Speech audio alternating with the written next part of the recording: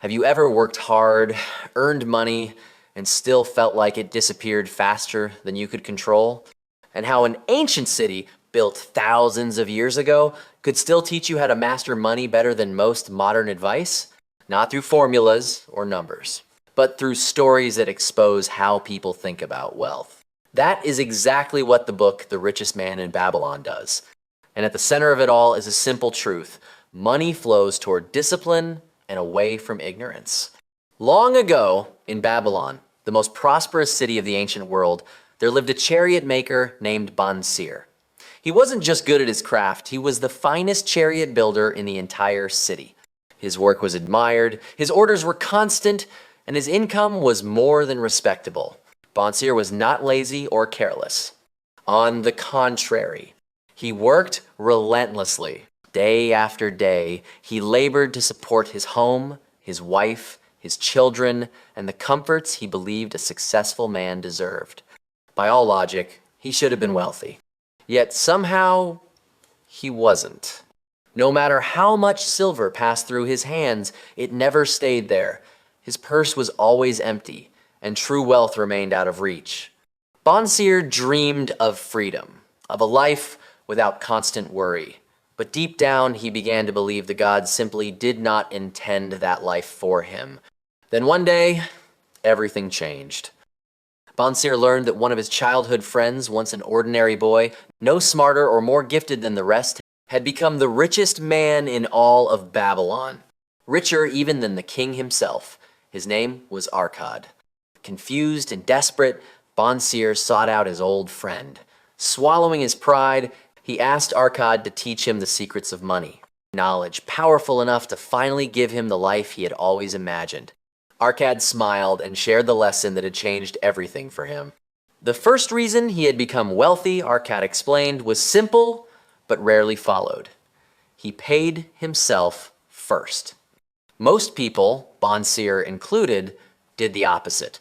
The moment money arrived, it was handed over to others. Creditors, merchants, landlords, schools, and shops. Bills were paid, pleasures were bought, and only afterward did they look to see what remained. Usually, nothing did. No matter how much they earned, they always came last. Arkad, however, followed a different rule. Whenever money reached his hands, whether a little or a lot, he immediately set aside a portion for himself. Only after securing his own share did he allow the rest to be spent. Because of this habit, it became impossible for him to end with nothing. He was always the first to be paid, and therefore his wealth had no choice but to grow. And that, Arkad told Bansir, was where true riches begin. Throughout the book, the same pattern repeats. Those who prosper follow simple rules consistently. Those who fail ignore them, rush ahead, or refuse to learn. The contrast is sharp. Opportunity rewards the prepared, not the hopeful. By the end of the book, Babylon itself stands as a metaphor.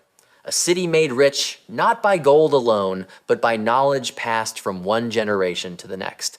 Wealth is shown not as something mysterious, but as something teachable. And that is what makes this story timeless.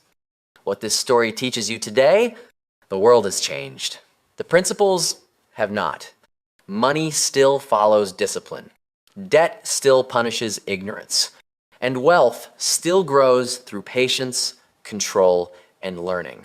The book does not promise that wealth is easy. It promises that wealth is possible for those willing to change how they think. If you earn money but never save, there's still time. If you're saving but not investing wisely, or investing without truly understanding, this is exactly why we exist. Our mission is simple: to give you clarity so you can take control of your money instead of letting it control you. Practical financial strategies inspired by the story. 1. Pay yourself first, always. Treat savings as a fixed obligation, not an option. 2. Control expenses deliberately. Not everything you want deserves your money.